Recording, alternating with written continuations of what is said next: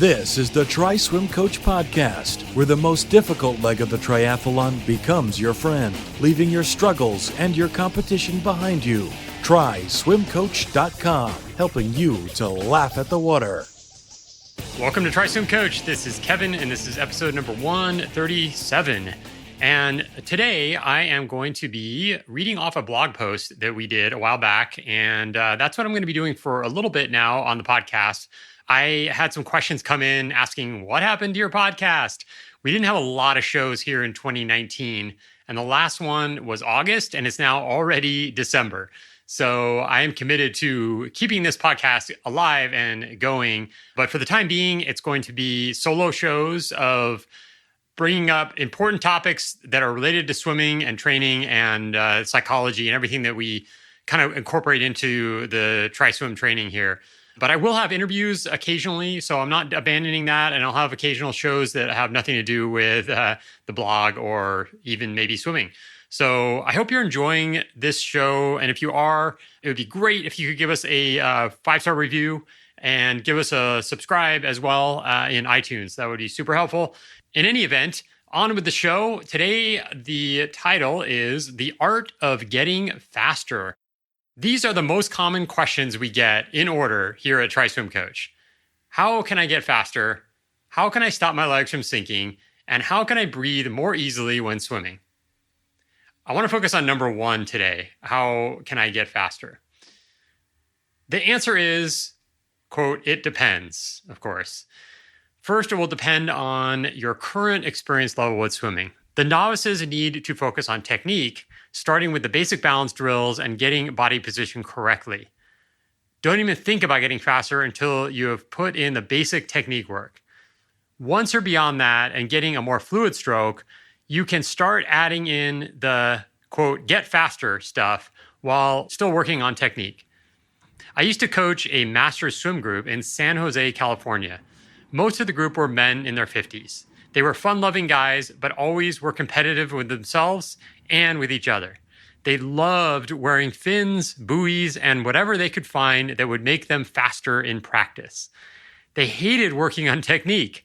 And while most of them had been lifelong swimmers, they absolutely needed technique work to go faster. But immediate gratification is so tempting.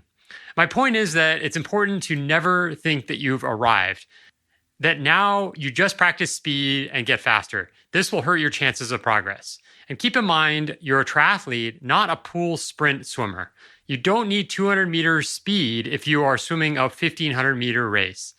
Here are 3 things to focus on that will help you get faster, but only if you've put in the technique work and continue to do so. 1, long swims. Yes, I know this goes against some of what I've said about just swimming laps, but I'm talking about long swims with a very specific purpose, as opposed to mindless laps. Try doing this. Swim 800 meters straight, build your first 200, then count strokes per length on the next 200 while keeping a steady pace. Then go hard, about 80% effort on the third 200. On the last 200, count your strokes again and attempt to maintain the same pace or close while hitting your same stroke count or close. This will teach you to be able to swim faster without sacrificing your technique. 2, short swims with a lot of rest. These are to help you simulate race pace and be able to, quote, shift gears when you need to in the open water.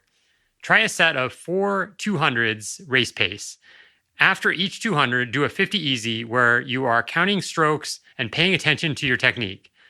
Then take a minute rest and repeat. 3, swim, bike, or run bricks. Practice doing a long swim followed by a run with no rest in between.